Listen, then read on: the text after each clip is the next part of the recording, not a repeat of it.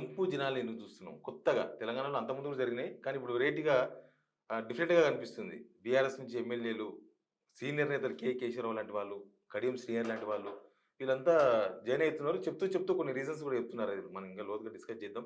ఈ జంపు జిల్లాల గురించి ఏం మాట్లాడతారు సార్? ఇప్పుడున్న ముఖ్యమంత్రి రేవంత్ రెడ్డి గారు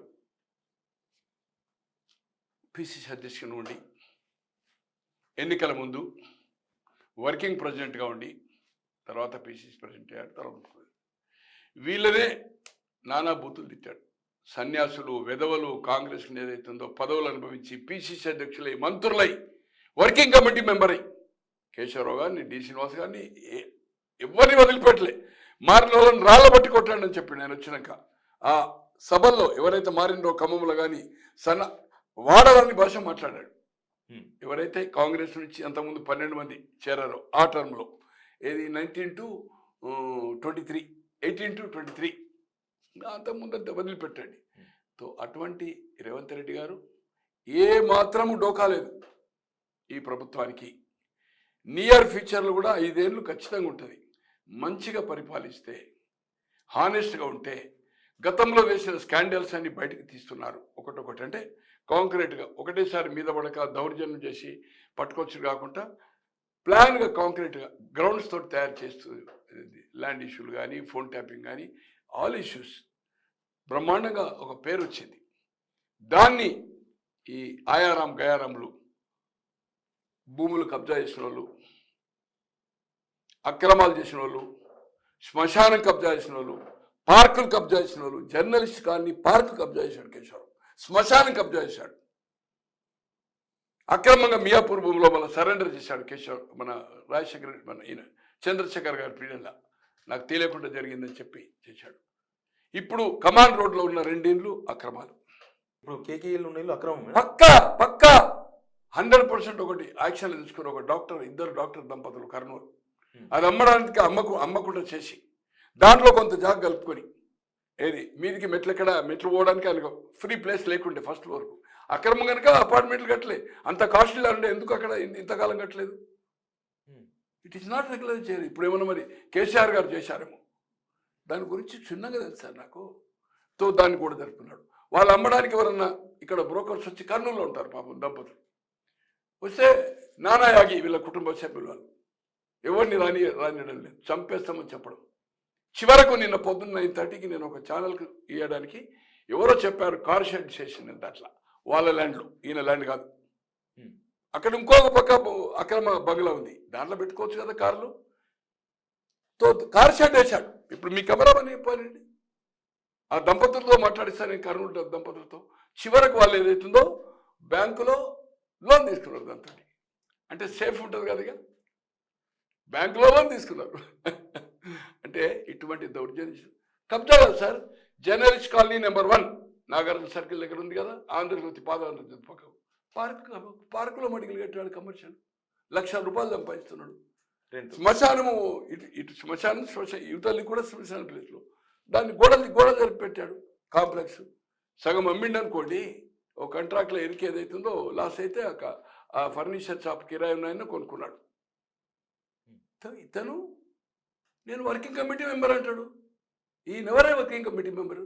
అతను రాజ్యసభ సభ్యునిగా బెంగాల్ ఇన్ఛార్జ్ చేశాడు. ఇన్ఛార్జ్ ఎప్పుడైనా కానీ పార్లమెంటరీ బోర్డుకు ఇన్వైట్ ఉంటాడు. అది ఎప్పుడు సబ్జెక్ట్ ఆఫ్ ఆ స్టేట్ నడిచినప్పుడే. పర్మనెంట్ అన్ని ఇష్యూలో పిలువరు, ఓన్లీ బెంగాల్ ఇష్యూ నడిచినప్పుడు వర్కింగ్ కమిటీ మెంబర్ అంటాడు. నేను 55 ఏళ్ళ నుంచి కాంగ్రెస్ అంటాడు. 1977లో CFD Congress for democracy, Jagjivan Rao garu మంత్రివర్గంలో ఉండి, Bahuguna garu ex chief minister of UP and Nandini Satyapratap Orissa ex chief minister, వీళ్ళంతా ఎమర్జెన్సీ లిఫ్ట్ చేసి ఎన్నికలకు పోయింది. అప్పుడు తప్పని 71లో పార్లమెంట్ అయింది కనుక 6 ఏళ్ళు అమెండ్మెంట్ చేశారు. 5 years టర్మే. ఎమర్జెన్సీలో 6 ఏళ్ళు చేసి అసెంబ్లీలు కూడా 6 ఏళ్ళు చేశారు. ఇక్కడ 72లో అయింది కనుక 78లో అయింది అసెంబ్లీ ఎన్నిక. అక్కడ 71 పార్లమెంట్ అయింది కనుక 77 జరగాల. తో మంత్రివర్గం నుంచి రాజీనామా చేసి కాంగ్రెస్ ఫర్ డెమోక్రసీ అని పెట్టాడు. పెట్టి దాంట్లో అక్కడ Nandini Satyapati Orissa chief minister, Bahuguna of UP and Jagjivan Rao main. ఇక్కడ కొండా లక్ష్మణ్ బాబుజీ తెలంగాణ ఉద్యమంలో రాజీనామా చేసిన అతను. అమోస్ తర్వాత ఎమ్మెల్సీ చూడండి, తెలంగాణ ఎన్జిఓ నాయకుడు ఉండే. తర్వాత కేశవరావు ఏం లేకుండే నిరుద్యోగి కేశవరావు టైపిస్ట్ ఏం లేదు. 78లో మొదటిసారి ఎమ్మెల్సీ అయ్యాడు గ్రాడ్యుయేట్ కాన్స్టిట్యున్సీ. జైపాల్ రెడ్డి గారు 69 జనవరిలో ఉప ఎన్నికయ్యాడు. తర్వాత 72 ఆయనే చేరాడు. వీళ్ళంతా ఎమర్జెన్సీని వ్యతిరేకం చేశారు. అసలు ఎమర్జెన్సీలో నువ్వు క్యాబినెట్లో ఉన్నాడండి జగజీవన్ రాము. జైపాల్ రెడ్డి గారు దీంట్లో కాంగ్రెస్ పార్టీలో ఉన్నాడు కదా. అప్పుడు కాంగ్రెస్ ఫర్ డెమోక్రసీ జయప్రకాష్ నారాయణకు ఆకర్షితమయ్యాడు జైపాల్ రెడ్డి గారు. ఈయన సేఫ్టీ ఉన్నాడు. తర్వాత జనతా పార్టీ కామన్ సింబల్తో చేశారు, సైకిల్ గుర్తుతో. కేంద్రంలో మళ్ళా మంత్రి అయ్యాడు జగజీవన్ రామ్. అటువంటి వాడు ఈయన 55 ఏళ్ళకి ఉన్నాడు. అక్కడ సేఫ్టీ కదా, జనతా పార్టీ కదా. 78 అనుకున్నాడు. 78 కాంగ్రెస్ హైలో వచ్చాడు, నో డౌట్. జనతాకు రాజీనామా కాంగ్రెస్ 78 అంటే 22 ప్లస్ ఇది 24, 46 ఏళ్ళే కదా. 55 ఏళ్ళు 55 ఏళ్ళ కంటే నువ్వు దీంట్లో పోయి 2 టర్మ్లు అయినావు కదా, రాజ్యసభ అయినావు కదా. బీఆర్ఎస్ ఒకసారి నీ మేయర్ అయింది కదా. నీ కొడుకు కార్పొరేషన్ చైర్మన్ అయ్యాడుగా విప్లవ్ కుమార్. ఒక ఇంట్లో ముగ్గురు. నువ్వు కుటుంబ పాలన ఎట్లా అంటున్నావు వైఎస్ఆర్ది? నువ్వేం చేసినావని? కేసీఆర్ కుటుంబ పాలన అంటున్నాడు. కేసీఆర్ కుటుంబ పాలన అంటుంది. నీ ఇంట్లో 3 పోస్టులు కదా. నీ ఇంట్లో 3 పోస్టులు కదా. నీ కొడుకు బిడ్డకు. మేయర్ అంటే not a joke. Corporation chairman మళ్ళీ నామినేట్ చేసేదానిక ఆ కార్పొరేషన్ చైర్మన్ అలానే ఉంటుంది. టర్మ్ అనేది ఉంటుంది దానికి. ఆయన కార్పొరేషన్ అయిందా. 78లో నువ్వు ఎమ్మెల్సీ అయ్యావు.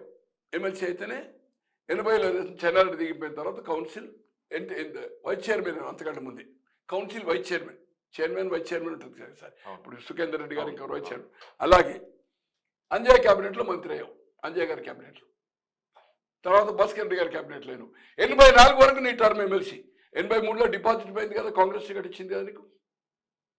89లో బలహీన వర్గాల నాయకుడు ముఖేష్ గారు గెలిస్తే దాన్ని సిట్టింగ్ ఎమ్మెల్యేని తీసేసి 94లో భాస్కర్ రెడ్డి గారు ముఖ్యమంత్రిగా ఉండి, భాస్కర్ రెడ్డి భజన కదా, ఏ రోటికి ఆ పాట, సావు మంత్రం తద్దిన మంత్రం, ఎవరు పవర్ ఉంటే కేకే భజన మండలే కదా. పోయి కాలు మొక్కుతాడు నాయకులకు. ఒక్కరు ఉంటే కాలు మొక్కే రకము, మళ్ళీ కాళ్ళు కూలుస్తాడు. తో భాస్కర్ రెడ్డి గారు ఎగరగొట్టి టికెట్ ఇచ్చింది కదా. పూర్తాడు రాతోడని రేస్ కోర్సులో బుక్కి నడుపుతాడు. అతను గెలిచి బీజేపీ సెకండ్ ఫాలోడ్ బై 500తో ముఖేష్ పోయాడు. రైట్ అంటే కేశవరావుని కంటిన్యూ చేద్దాం. 96లో 22 లోక్సభ స్థానాలు గెలిచినాయి. 1996, 91 తర్వాత 96 అయ్యాం. 94లో ఇక్కడ 26 స్థానాలే అసెంబ్లీకి. ప్రతిపక్ష హోదా రాలే, కాంగ్రెస్ 30 రావాలి. అటువంటి 22 పార్లమెంట్ వచ్చాయి. ఎందుకంటే లక్ష్మీభారతి డివిజన్ చేసింది కదా ఓట్లు. లక్ష్మీభారతి పార్టీ అంటే రామారావు గారి పార్టీ అండ్ చంద్రబాబు గారు 3 ట్రైఫైట్లు వచ్చింది 22.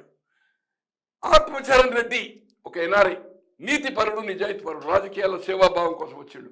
నీ లెక్క భూములు కబ్జా తర్వాత అక్రమ సంపాదన అట్లా చేయలే. అతన్ని తీసేసి 22లో ఒక్క స్థానము ఆయన ఎగరగొట్టారు. నిజామాబాద్ ఇతను టికెట్ తీసుకున్నాడు. పూర్తాడు లక్షన్నర డిస్టెన్స్. తెలుగుదేశం గెలిచి ఫాలోడ్ బై బీజేపీ టికెట్ తీసుకున్నాడు ఆత్మచరణ్ రెడ్డి. 50,000తో ఓడిపోయాడు. సిగ్గు లేదు నీకు? 3 సార్లు ఓడిపోయినా. ఒకసారి కార్పొరేటర్ గెలవు నీకు. 3 కాంగ్రెస్ పార్టీ ఒకసారి ఇచ్చింది, వైస్ చైర్మన్ ఇచ్చింది, మంత్రి ఇచ్చింది, రాజ్యసభ నీకు 2 సార్లు ఇచ్చిండు, నీ కుటుంబంలో 2 పోస్టులు ఇచ్చిండు. ఈరోజు నువ్వు ఏదైతుందో 55 ఏళ్ళు కాంగ్రెస్ కాంగ్రెస్ కష్టాలు ఉందంటే ఇప్పుడు ఆదుకుంటున్నట. అరే 3 సార్లు ఓడిపోయినవే అసెంబ్లీ నువ్వు, 2 సార్లు అసెంబ్లీ పార్లమెంటు. పూర్తాడు కాంగ్రెస్ పార్టీ మీద.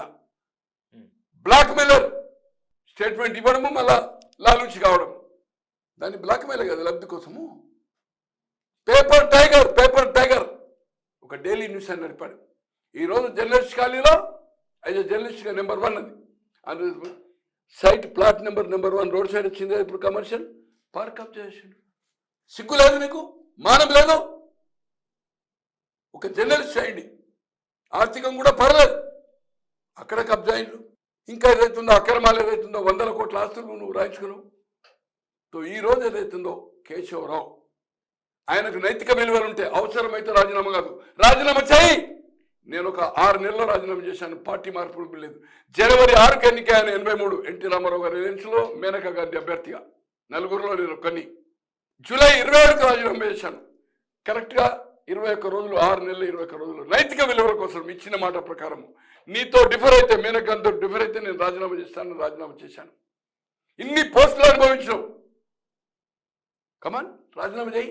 రాజీనామా చేయకుంటే మీ సిగ్నల్ ద్వారా నేను డిమాండ్ చేస్తా ఉన్నాను టీఆర్ఎస్ నాయకులు, మీకు దమ్ము కాలేజా ఉంటే స్టేట్మెంట్లు కాదు, పత్రికా ప్రకటనలు కాదు, మీరందరూ వెళ్ళండి.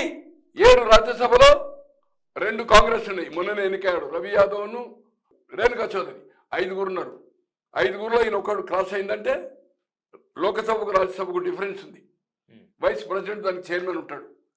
పార్టీ మార్పుడు కింద ఇప్పుడున్న ఎవిడెన్స్ ప్రకారం డిస్క్వాలిఫై కోసం ఏదైతుందో మీరు పెట్టండి ఇమ్మీడియట్గా.